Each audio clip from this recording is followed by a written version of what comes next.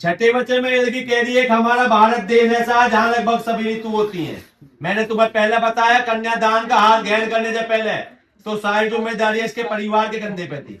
कन्यादान का हाथ ग्रहण करने के बाद वो सारी जिम्मेदारियां तुम्हारे कंधे पे आ गई हैं। आज के बाद इसे सुई से लेके जिस भी चीज की आवश्यकता पड़ती है वो आपको पूरी करनी होगी।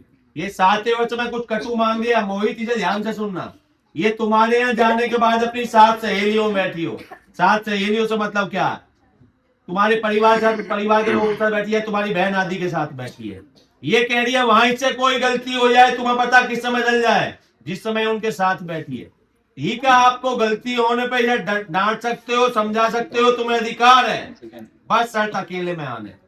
मेरे बेटे किसी के सामने भी कोई ऐसी बात नहीं कह रही है कि जिससे किसे थोड़ा नीचा देखना पड़े।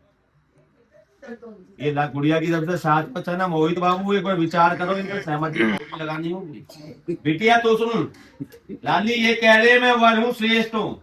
हर जगह लड़के वालों का दुगना होता है। अगर हमारी तरफ से 100 रुपए का वार फेर हुआ तो ये तुरंत 200 करना पड़ा है। तो ये कह रहे हैं फिर तुम्हें कम से कम मेरे वचन भी 14 मानने होंगे। बिटिया पर हमारे यहाँ नारी को अबला माना गया है, उसके पास कुछ देने योग्य नहीं है।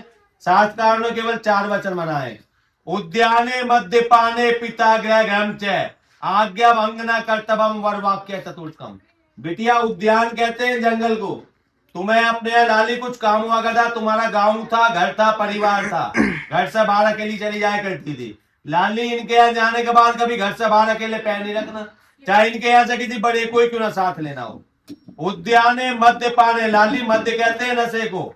एक तो हमारा शास्त्र ये कहता है स्त्री को स्वयं कोई नशा नहीं करना चाहिए, यहाँ तक कि तेरे सामने भी कोई नशा कोई पुरुष आ जाए, लाली चाहे वो जानने वाला है अनजान है, सदा बच के निकलना चाहिए। पता ही नशे में क्या बात कह दे, कहां तक बात बढ़ जाए।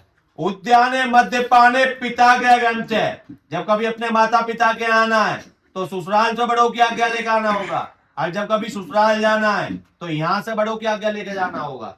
ये कह रहे हैं अगर तुम्हारे अंदर ये गुण है तो शास्त्रोचित मैं तुम्हें अपने बायन स्वीकार करता हूं।